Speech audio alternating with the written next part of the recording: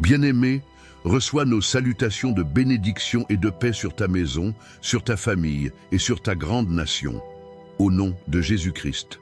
Amen. Nous voulons attirer en cette période ton attention sur ceci. Ne laisse personne, ni aucune circonstance, quel que soit l'endroit ou le moment où tu te trouves, te pousser à la méchanceté, à la colère, à l'animosité, à la haine ou au découragement. Il existe, certes, dans les membres, une loi qui pousse tout être humain, quel que soit son niveau spirituel, à réagir lorsqu'une occasion se présente et à se comporter comme un homme charnel. Cette loi est la loi du péché et de la mort. Elle domine encore beaucoup de personnes, même parmi ceux qui affirment être chrétiens, comme il est écrit dans Romains 7, verset 23. « Mais je vois dans mes membres une autre loi, qui lutte contre la loi de mon entendement et qui me rend captif de la loi du péché, qui est dans mes membres. Mais en tant que vrais chrétiens, nous ne sommes plus soumis à la chair ni à cette loi, et nous ne vivons plus sous son diktat.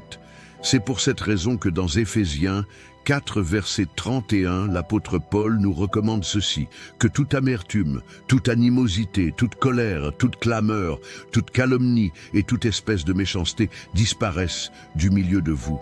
Et il dit aussi dans Romains 8, les versets 12 à 13, « Ainsi donc, frères, nous ne sommes point redevables à la chair, pour vivre selon la chair. Si vous vivez selon la chair, vous mourrez. Mais si par l'esprit vous faites mourir les actions du corps, vous vivrez.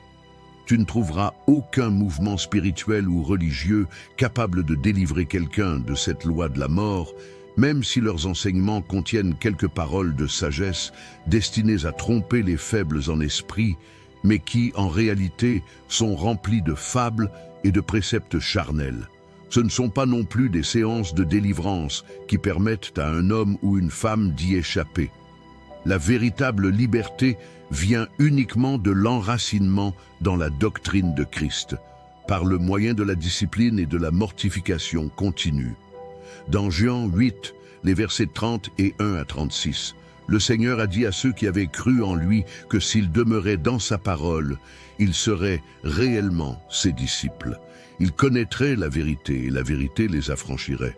Mais les Juifs qui avaient cru en lui répondirent qu'ils n'avaient jamais été esclaves de personne et qu'ils étaient descendants d'Abraham, tout comme certains aujourd'hui disent être chrétiens, nés de nouveau et baptisés. Mais ce n'est ni cela qui affranchit, ni là que se trouve l'enjeu. Les Juifs n'avaient pas compris que la délivrance dont parlait le Seigneur n'avait rien à voir avec leur appartenance religieuse, ni avec leur filiation. Il parlait de la délivrance de la loi du péché et de la mort qui régnait dans leurs membres. Et le Seigneur a précisé que seul le Fils a reçu l'autorité de rendre libres ceux qui se disciplinent dans sa doctrine. Jean 8, les versets 31 à 36 dit, « Et il dit aux Juifs qui avaient cru en lui, « Si vous demeurez dans ma parole, vous êtes vraiment mes disciples. Vous connaîtrez la vérité, et la vérité vous affranchira. » Ils lui répondirent, « Nous sommes la postérité d'Abraham, et nous ne fûmes jamais esclaves de personne. Comment dis-tu? Vous deviendrez libres. En vérité, je vous le dis. » Leur répliqua Jésus, « Quiconque se livre au péché est esclave du péché. Or, l'esclave ne demeure pas toujours dans la maison. Le Fils y demeure toujours. Si donc le Fils vous affranchit, vous serez réellement libres. » Jésus-Christ est mort à cause de ce qu'il croyait, et il est ressuscité à cause de ce qu'il croyait. Il est le seul être qui ait vécu, qui soit mort et qui soit ressuscité pour l'éternité depuis la fondation du monde. C'est ce qui rend sa doctrine véridique, authentique et unique, comme il est écrit dans Apocalypse 1, les versets 17 à 18. Quand je le vis, je tombai à ses pieds comme mort. Il posa sur moi sa main droite en disant « Ne crains point. Je suis le premier et le dernier et le vivant.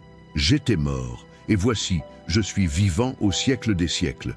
Je tiens les clés de la mort et du séjour des morts. » L'un des principes fondamentaux de sa doctrine est de ne laisser ni un homme ni une femme ni une circonstance te pousser à la colère, à l'animosité ou aux querelles, à la méchanceté qui sont des œuvres de la chair, donc des manifestations de la loi du péché et de la mort.